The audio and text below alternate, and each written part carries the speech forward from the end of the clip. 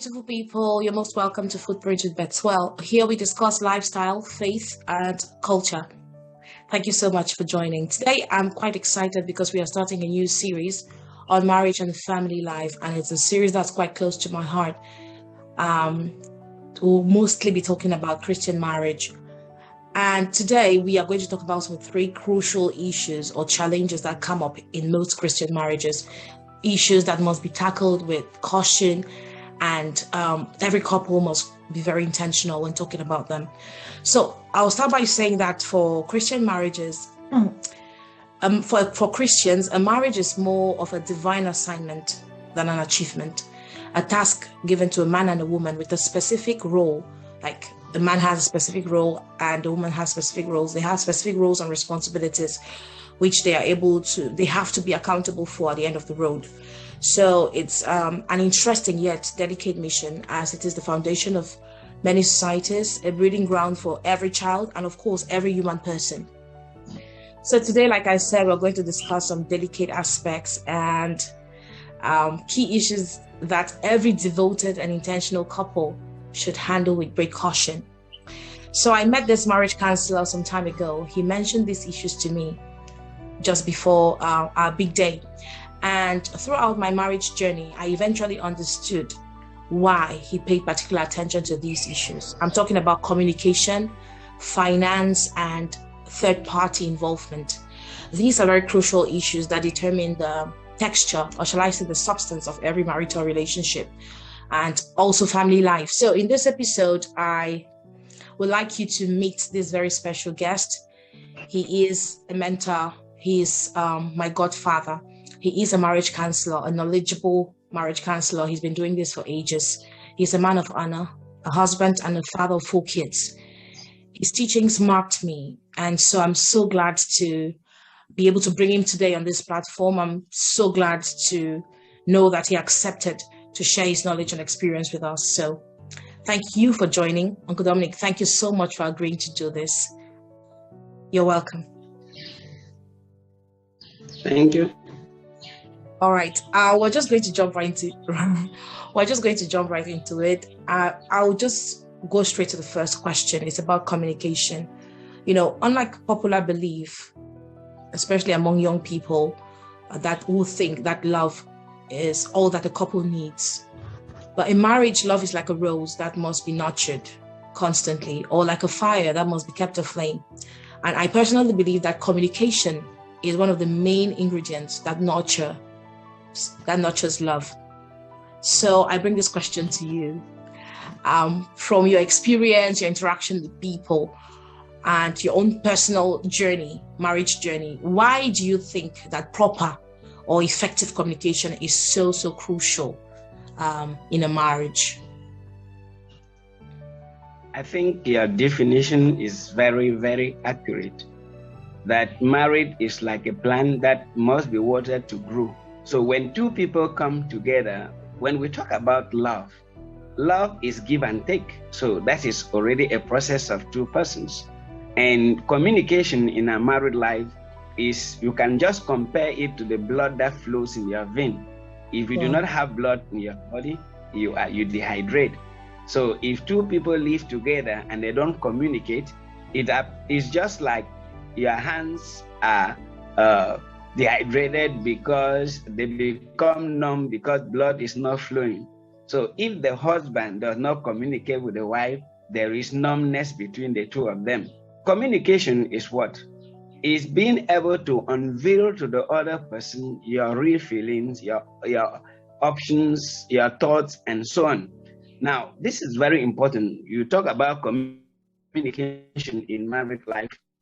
There is no way two people staying together can actually harmonize their living together if there is no communication. Communication means that I share with you my feelings, you share with me your feelings, and we become one. Communication is what makes the two people one. We say that through marriage, they are no longer two, but they are one. But physically, they will ever remain two different entities. But when they communicate their ideas, their feelings, their desires, their opinion, and their plans, then they become one. When I share with you my feeling, you become part of my feeling, then both of us are one. When I share with you my opinion, my plans, and you bring in your own contribution, we arrive at a consensus. Then that idea which was mine become ours, because both of us have contributed to the idea. Some people say that in married life, we don't need to communicate every issue because they think that there are some taboo areas. I say no. For example, there is nothing that a man should hide from the wife and nothing that a wife should hide from the husband, if actually they want to be really one in what they do, in their way of thinking and planning together. Some people say that you exclude certain things for the sake of security, for the sake of peace, but I think that if you hide something from your partner, you are bringing insecurity and you are not stabilizing the married life. Harmony comes that we think in the same way, we act in the same way. We cannot act and think in the same way if we do not share our ideas, we do not share our feelings together. Communication in married life is like blood that flows in our body. If blood does not flow throughout all the areas, the various parts of your body, that part that the blood does not circulate will become dead and numb. So it's the same thing between husband and wife. If their communication does not flow and touch every aspect of their married life, the aspect that is excluded will be dead. Just take, for example, that we communicate, but we exclude our finances, our families, or some other issues. Those issues become an obstacle in our married life. Some obstacles in married life are the fear of the reaction of the other person. People might hide issues because they are afraid of the reaction of the other person. But I think that it is better to share it and get the reaction of the other person and apologize or explain yourself so that the other person gets to understand. Rather than you be out of the fear of the reaction of the person, you put on a behavior which is not very comfortable. Because you are hiding something from me, it affects you psychologically because you are a psychological being and it composes your behavior. And because when it comes to that area, you are not more honest. Because the fact that you are not communicating that issue with me, it shows that you are really living in dishonesty with me. Because you are hiding something very important because you are afraid of my reaction. Also, sometimes the obstacle in married life is the question that some people in married life think that they are very intelligent, and some others will think that if I share something with the other person, that person may not welcome me because he's more intelligent than me, he's more knowledgeable than me, he's wiser than I am. No. Both couples have a contribution. Two heads are better than one. You can never know whether what you are thinking is better until you listen to the other person.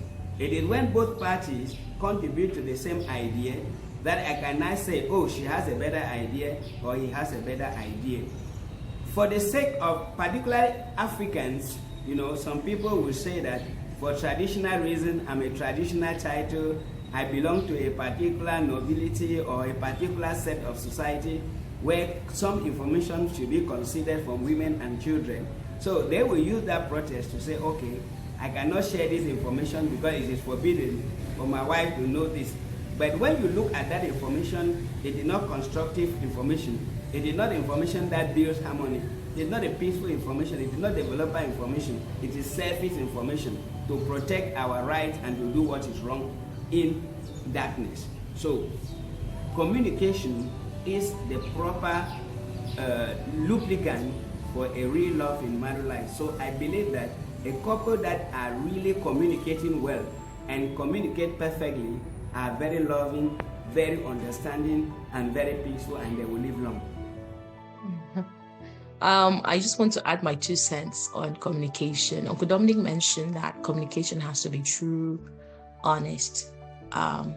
Communication has to be about your thoughts, your feelings, your plans, your frustrations, your joys, satisfactions, challenges. Communication has to be everything. Personally, I think that without communication, there is no way to build trust. And a marriage that doesn't have trust really doesn't have a future.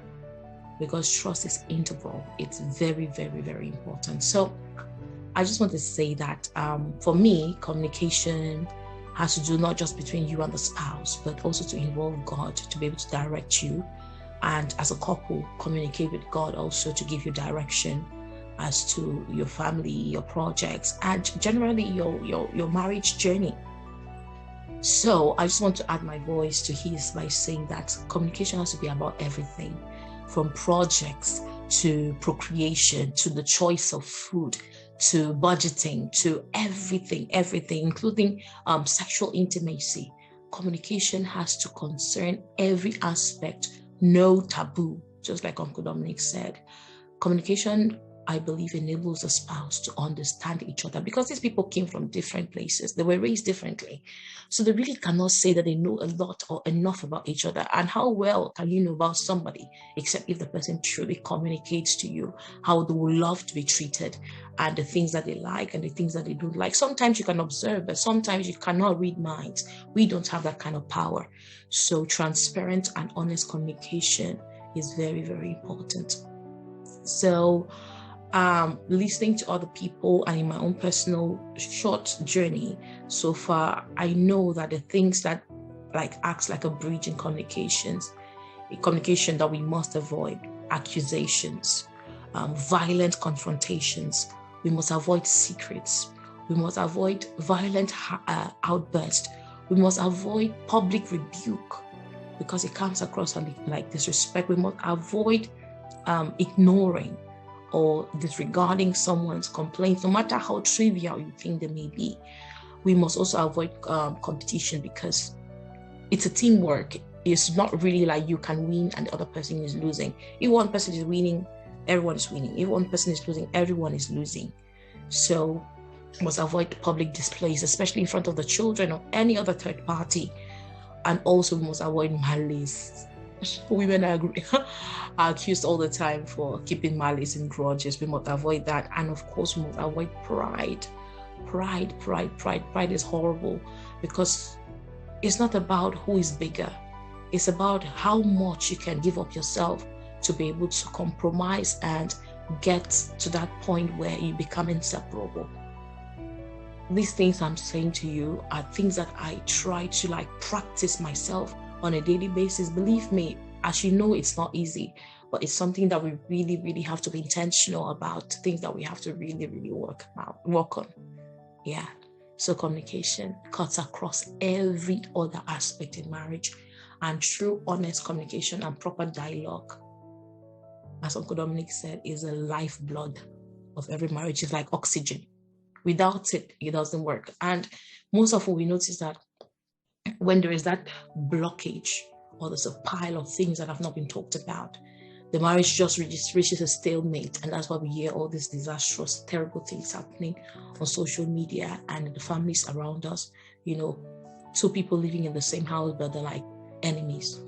People end up sleeping with their enemies. So no matter how trivial something is, it's always important to talk about it as soon as possible. Talk about it, trash it. Never, ever neglect anything, because that thing is going to blow up and it's going to become big and huge. I don't know, maybe I'm putting a lot of accent in this because I'm a communicator and I know how much communication can transform a lot of things. But yes, it is true. Communication in a marriage is something that cannot be overemphasized. There is no way we can do without it. Yep. So thank you so much. Continue to share, like our videos, and please stay glued as we continue this marriage and family life series. I'm sure that you're going to learn a thing or two.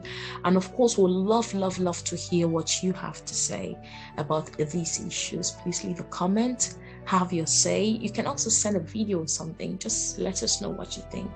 Thank you so much.